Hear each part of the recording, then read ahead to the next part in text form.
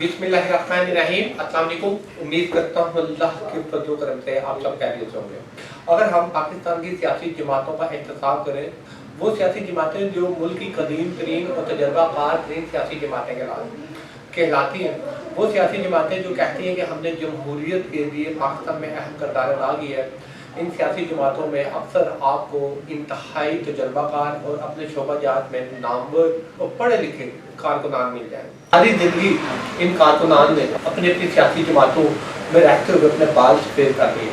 अपनी सियासी जमातों के चेयरमैन के गलत बयानियों को दफा करते रहे, लेकिन सारी ज़िंदगी गुजरने के बाद भी हमें ये देखने को नहीं मिला कि इन कारकुनान में से कोई एक अपनी सियासी जमात का कायद बनता है। अगर हमारे मुल्क की सियासी जमातों में ही जमहूरियत नहीं है तो वो कैसे इस मुल्क में जमहूरियत ला सकते हैं। अगर हमारे मुल्क की सियासी जमातों में जमहूरी इक़्तिदार ही नहीं है तो पाकिस्तान में जमहूरियत आने का सवाल पैदा ही नहीं होता। अगर हम अपने मुल्क की दो मशहूर कदीम तरीन तजुर्बाकार तरीन सियासी जमातों के चेयरमैन को देखें तो इनकी तारीख ये है कि किसी न किसी तरह से ये सियासत का नाप तोल ही खेलते हैं। जोड़ तोड़ करना, पैसे के नाम पर MNA MPs को खरीदना, दो नंबरी करने से ये लोग जो है वो सियासत के बेताज बादशाह कहलाते हैं। हर चीज़ का एक तजर्बा होता है। ये कहना बेजाना होगा कि अगर हमारे मुल्क के सियासतदानों पर करप्शन के इल्ज़ाम लगे, लोग उनको चोर के नाम से याद करते हैं।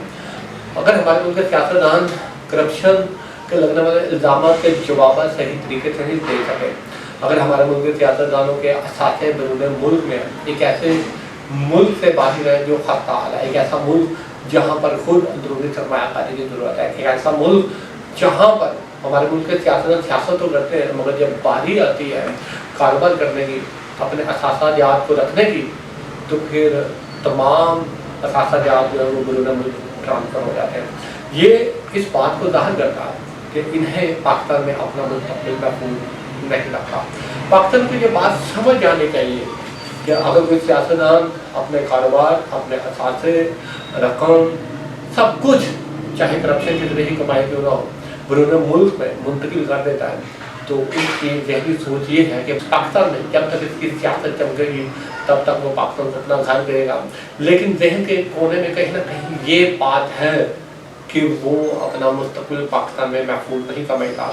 वो उसे पता है कि जब भी कभी भी पाकिस्तान में कोई ईमानदार की आदत आएगी तो उससे सब कुछ छीन लिया जाएगा, जेल में डाल दिया जाएगा।